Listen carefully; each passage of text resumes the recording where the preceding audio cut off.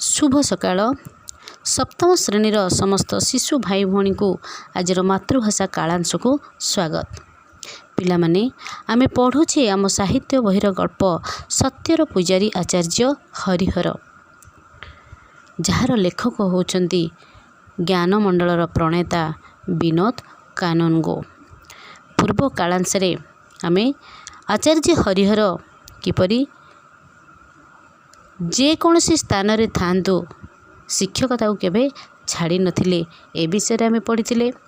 आउ मध्ये आमे जानिथिले जे से जीवन रे केबे भी मिछ कही नांती आ तांको परी मनीष ओडिशा नुहे भारत नुहे पृथ्वी रे ए पर्यंत खूब कम लोक जन्म नेछंती जे माने कि जीवन रे मिछ कही जानु नथिबे। अनेक समय रे आचार्य हरिहर गोटे कथा कहती, आमे मिथ्या न कही मध्य अनेक समय मिथ्याचार करिथाउ अर्थात मिथ्या आचरण करिथाउ। सत्य आउ संकल्प रक्षा दुईटी समर्थवाचक शब्द बोली से कहिथिले। आचार्य कहवा अनुसार जदि जड़े व्यक्ति जो शपथ नेब तार विरुद्ध आचरण कला भली जदि कर्म करिवो ताहले से मिथ्या आचरण कला बोली बुझाजिवो।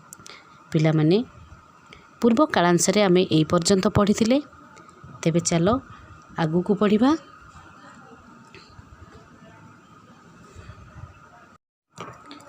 तांको चेहराटी जे देखिबो वेशभूषा को जे लक्ष्य करिथिबो तांको संगरे थरे केबे बसी पुरी गोपबंधु भवन बा कटक भूधान ऑफिस रे खाइथिबो से केबे हेले अनुमान करि परिबो नाही जे सेई लोकटी भितरे किपड़ी मौजिया कथा एवं हास्य रस पूरी रहितला।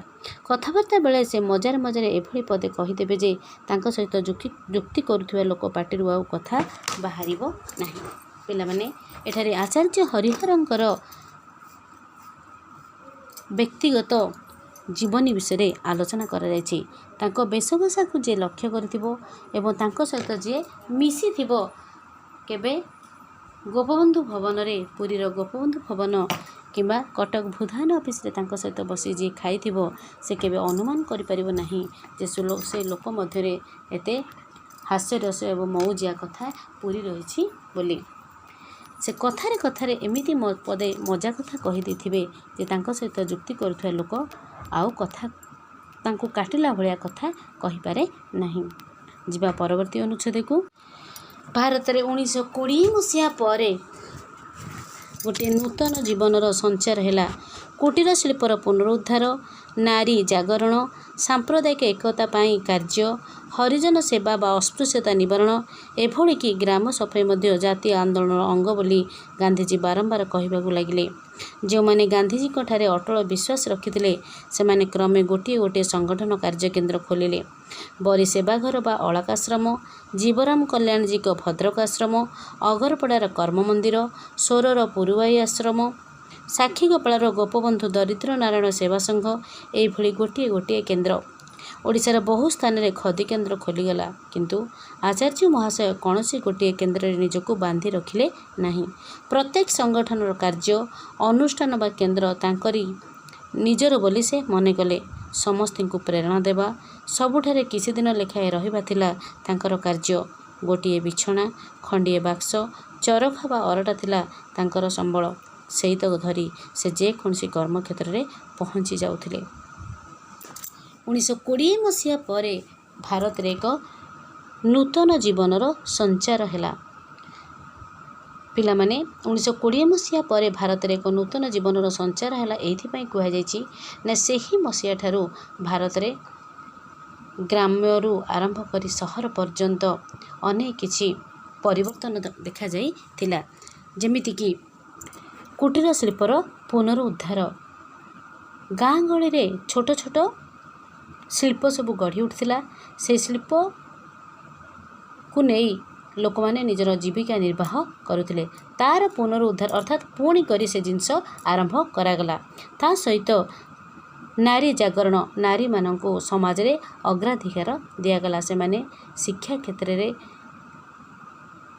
जेमिति सबु क्षेत्र रे समस्त क्षेत्र जेपरि से पुरुष मानक सहित समकक्ष हो पारिबे सेथिपई तांको सबु प्रकार प्रोत्साहन दिया। अर्थात नारी मानक उन्नति पाई ଲୋକମାନଙ୍କ ମଧ୍ୟରେ ସଚେତନତା ସୃଷ୍ଟି କରାଗଲା।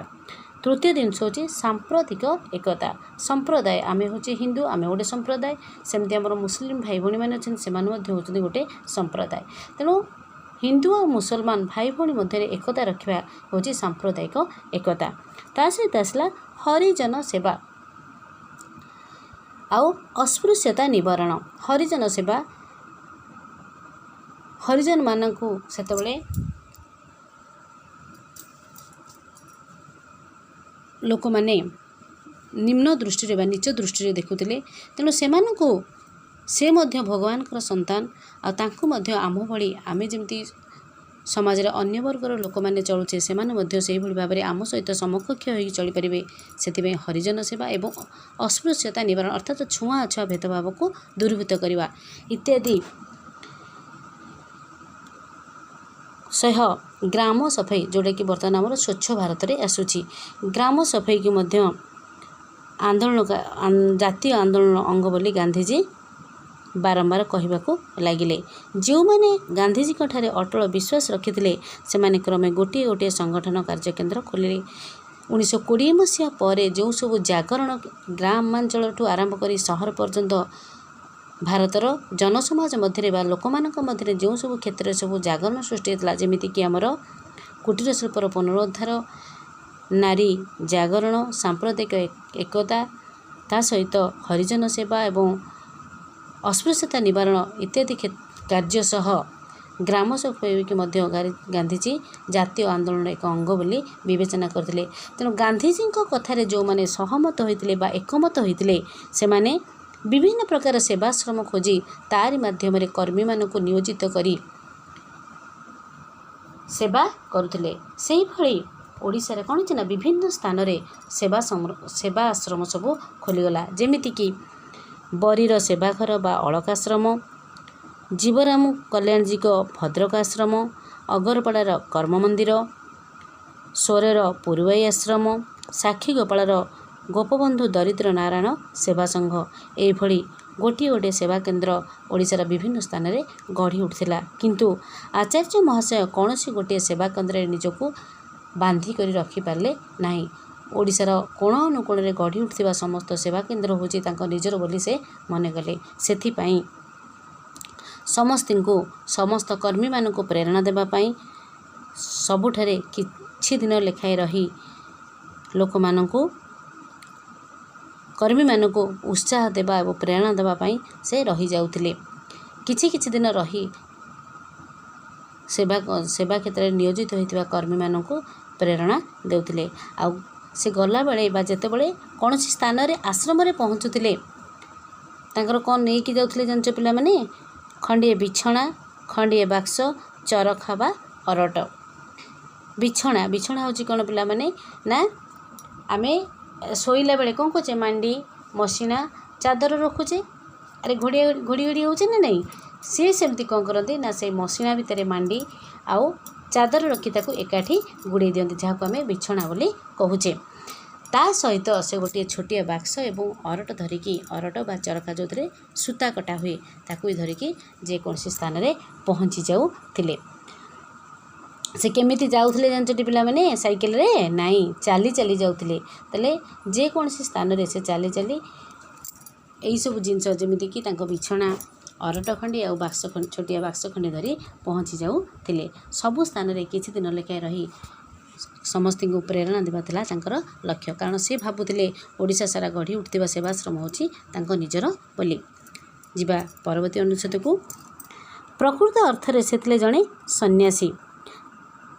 କେତେ ବର୍ଷ ତଳେ ସେ ପଇତା ଛାଡ଼ିଦେଲେ। କେତେକୁ ଟିକେ ଅଡ଼ୁଆ ଲାଗିଲା। ସେମାନଙ୍କୁ ଆଚାର୍ଯ୍ୟ ମହାଶୟ ବୁଝାଇଦେଲେ, ମୁଁ ଅନୁଭବ କରୁଛି ମୋ ଭିତରେ ସବୁ ଜାତି ଅଛନ୍ତି, ମୁଁ ଗୋଟିଏ ଜାତି ଭିତରେ ବାନ୍ଧି ରହିବାଟା କ'ଣ ଠିକ୍ ହେବ?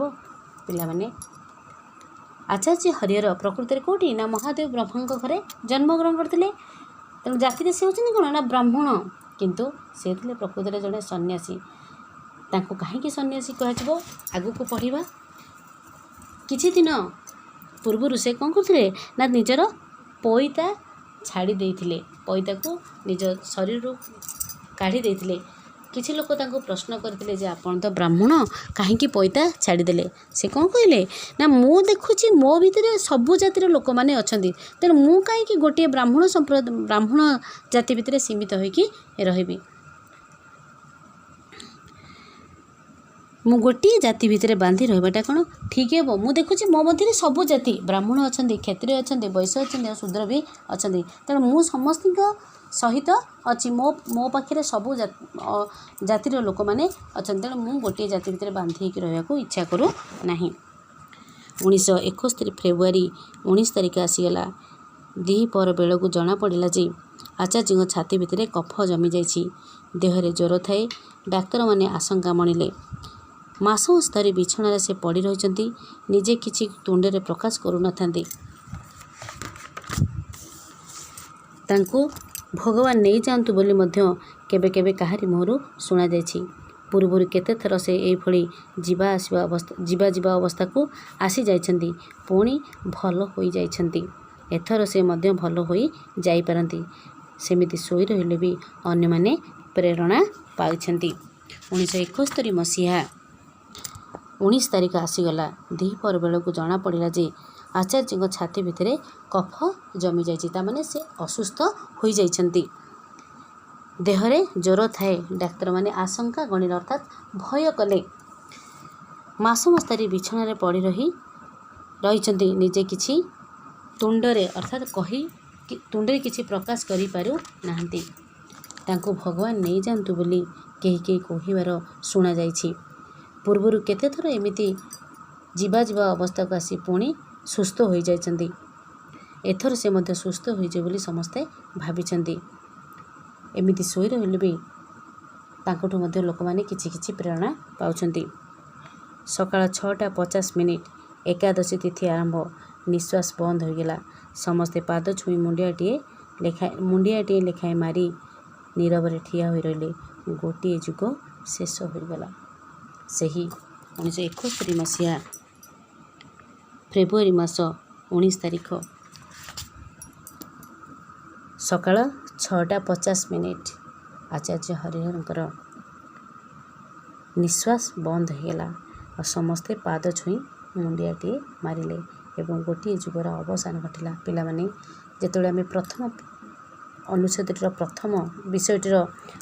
ଅନୁଚ୍ଛେଦଟି ପଢ଼ିଥିଲୁ, ସେଥିରେ କ'ଣ ଆଚାର୍ଯ୍ୟ ହରିହରଙ୍କର ମହାପ୍ରାୟଣରେ ଗୋଟିଏ ଯୁଗର ଅବସାନ ଘଟିଲା ବୋଲି ଆମେ ପଢ଼ିଥିଲେ। ଅର୍ଥାତ୍ ତାଙ୍କ ଜନ୍ମ ହୋଇଥିଲା କେବେ ନା 1879 ମସିହାରେ ହୋଇଥିଲା ଏବଂ ମୃତ୍ୟୁ ହେଲା 1971 ମସିହା ଫେବୃଆରୀ ମାସ 19 ତାରିଖରେ।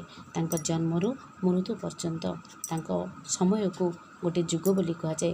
ତେଣୁ ଆଚାର୍ଯ୍ୟ ହରିହରଙ୍କର ଯେଉଁଦିନ ଦେହାନ୍ତ ହେଲା, ସେହିଦିନ ଗୋଟିଏ ଯୁଗର ଅବସାନ ଘଟିଲା ବୋଲି ଏଠାରେ କୁହାଯାଇଛି। ଆଚାର୍ଯ୍ୟ ହରିହରଙ୍କୁ ଯଥାର୍ଥରେ ଜଣେ ସନ୍ନ୍ୟାସୀ ବୋଲି କୁହାଯାଏ। ତାହେଲେ ସନ୍ନ୍ୟାସୀ ଆମେ କାହାକୁ କହିବା? ସନ୍ନ୍ୟାସୀ ବୋଇଲେ ବୁଝାଏ କାହାକୁ? ସଂସାରର ସମସ୍ତ ମାୟା ମୋହ ତୁଟାଇ ଯେଉଁ ଲୋକ ଭଗବତ ଆରାଧନାରେ ପ୍ରତି ମୁହୂର୍ତ୍ତ ବ୍ୟୟ କରୁଛି, ତାକୁ ହିଁ ତ ସନ୍ନ୍ୟାସୀ କୁହାଯିବ। ହରିହର ତ ସେହି ସଂଜ୍ଞା ଭିତରେ ରହିଯାଇଛନ୍ତି। ଶ୍ମଶାନରୁ ଫେରି ଯଦି କେହି ତାଙ୍କ ସମ୍ପତ୍ତିର ତାଲିକା କରିଥାନ୍ତା, ସେ ଦେଖିଥାନ୍ତା ଯେ ତାଙ୍କର ନିଜର ଗୋଟିଏ ସୁଦ୍ଧା ଟଙ୍କା ଏ ସଂସାରରେ ସମ୍ପତ୍ତି ବୋଲି ନଥିଲା। ବାକି ଯେଉଁ ଖଣ୍ଡେ ଦିଖଣ୍ଡ ଛୋଟ ଧୋତି ଚଦର ରହିଥିଲା, ତାକୁ ଭୂଦାନ ଅଫିସରେ ସଜାଇ ରଖାଯାଇଛି। ପିଲାମାନେ, ଆମେ ସନ୍ନ୍ୟାସୀ କାହାକୁ କହିବା ନା ଯିଏ ସଂସାରର ସମସ୍ତ ମୋହ ମାୟାକୁ ତୁଟାଇ ଭଗବତ ଆରାଧନାରେ ନିଜର ସମସ୍ତ ସମୟ ବିନିଯୋଗ କରେ, ତାକୁ ହିଁ ଆମେ ସନ୍ନ୍ୟାସୀ କହୁ। କିନ୍ତୁ ଆଚାର୍ଯ୍ୟ ହରିହର ଏହି ସଂଜ୍ଞା ଭିତରେ ସୀମିତ ହୋଇ ରହିଯାଇଛନ୍ତି। କାହିଁକି ନା ତାଙ୍କ ମୃତ୍ୟୁ ପରେ ଯଦି କେହି ତାଙ୍କର ସମ୍ପତ୍ତିର ତାଲିକା କରିଥାନ୍ତା, ତାହେଲେ ତାଙ୍କର ନିଜର ବ୍ୟକ୍ତିଗତ ଭାବେ ଗୋଟିଏ ବୋଲି ଟଙ୍କାଏ ତାଙ୍କର ସମ୍ପତ୍ତି ହୋଇ ନଥିଲା। ବାକି ଯେଉଁ ଖଣ୍ଡେ ଦିଖଣ୍ଡ ଛୋଟ ଛୋଟ ଧୋତି ଆଉ ଚଦର ଥିଲା, ତାକୁ ଭୂଦାନ ଅଫିସରେ ରଖାଯାଇଛି। ଦୁସ୍ଥ, ନିଷ୍ପେଷିତ, ଦରିଦ୍ର ଓ ଆର୍ତ୍ତର ସେବା ହିଁ ଥିଲା ପ୍ରକୃତ ଭଗବତ ସେବା ବୋଲି ସେ ଏକାବେଳକେ ନିଶ୍ଚିନ୍ତ ହୋଇଯାଇଥିଲେ। ସତ୍ୟ ହିଁ ଭଗବାନ, ଏହାର ପ୍ରକୃତ ଅର୍ଥ ସେ ବୁଝୁଥିଲେ। ତେଣୁ ତାଙ୍କୁ ସନ୍ନ୍ୟାସୀ କୁହାଯିବନି ତ ଆଉ କାହାକୁ ସନ୍ନ୍ୟାସୀ କୁହାଯିବ? ବାସ୍ତବ କ୍ଷେତ୍ରରେ ଆଚାର୍ଯ୍ୟ ହରିହର ଥିଲେ ଜଣେ ସନ୍ନ୍ୟାସୀ। ସେ ଭଗବତ ଆରାଧନାକୁ को जीवनर व्रत रूपे ग्रहण करथिले। एठी से दरिद्र नारायण सेवा जनसेवा को निज जीवनर व्रत रूपे ग्रहण करथिले। दुष्ट निष्पेषित दरिद्र एवं आर्तर सेवा ही प्रकृत भगवत सेवा बोली से एकबारे निश्चिंत हो जाइथिले। तेणु वास्तव क्षेत्र में आचार्य हरिहर ही थिले जड़े सन्यासी। पिला माने आमे आचार्य हरिहर जीवन में यही शिखिले जे सेवा होची वास्तव रे भगवान कर सेवा। आमे ठाकुर को मंदिर को जाई भोग लगे पूजा करिबारे जेतिके आत्मतृप्ति मिले नहीं, आमे जदि कौनसी असहाय पड़िथिबा खाइबा को पाउ नथिबा विपद रे पड़िथिबा लोक को जदि आमे सेतिके साहाय्य करिबा ता मन रे सृष्टि होइतबा जो शांति बा आनंद टिकक सेटा होची आम पई भगवान कर आशीर्वाद। सेटा ही होची आमर परोपकार आउ सेटा होची अन्य प्रति आमर सेवा। तेणु आमे मध्य आचार्य हरिहर परि सेवा परायण हेबा एवं निज जीवन रे सत्य को व्रत रूपे ग्रहण करिबा, ताहले आमे मध्य भविष्यत रे जने सफल व्यक्तित्वर परिचय देवा। आज पई एतिकी, पुणी आगामी कालांश रे देखा रहुछि। से पर्यंत धन्यवाद।